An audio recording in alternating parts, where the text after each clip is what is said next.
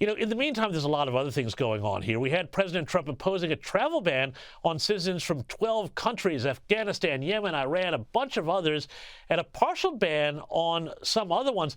Now, this is not the first time President Trump has evoked a ban, but this has got the left absolutely up in arms. Yet when you look at the executive order, it seems to me it's got some good reasons, including the fact that a lot of these countries, about 20% of the people who come in, overstay their visas.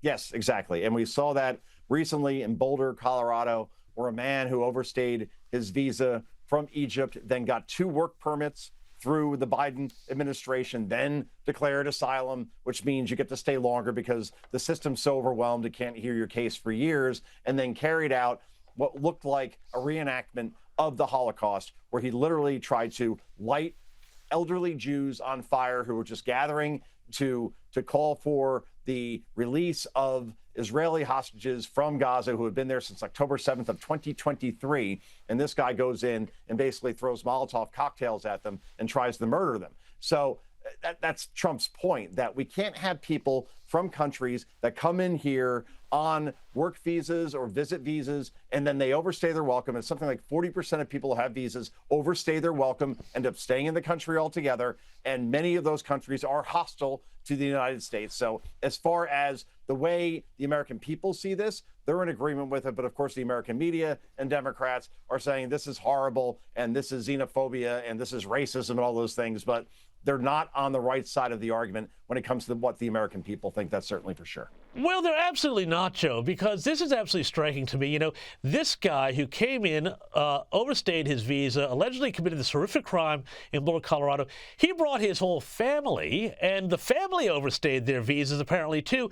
Now, quite obviously, the government is trying to kick them out and deport them, and yet you now have lawyers who are now filing suits to let the family stay in, and you've got newspaper articles about, how these people's dreams are going to be crushed of living in America when they've already overstayed their visa.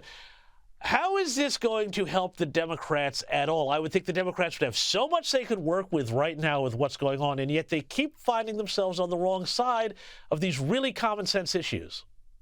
That's the thing, right? I mean, you have like Kilmar Garcia, Abrego Garcia, who is the Maryland man, the loving father who happened to be an MS-13 gangbanger, who happened to beat his wife, happened to engage in human trafficking, allegedly. And you have Democratic lawmakers going down to El Salvador to have margaritas with these people. It's amazing how they are trying to protect the people that are here illegally and committing crimes over the people that they're supposed to protect, which are people who are here legally and not committing crimes. So again, forget 80-20 issue. This is like a 99-1 issue in terms of 99% of people think that violent criminals who are here in the U.S. illegally should be gone, and the other 1% say no, and those 1% are probably drunk.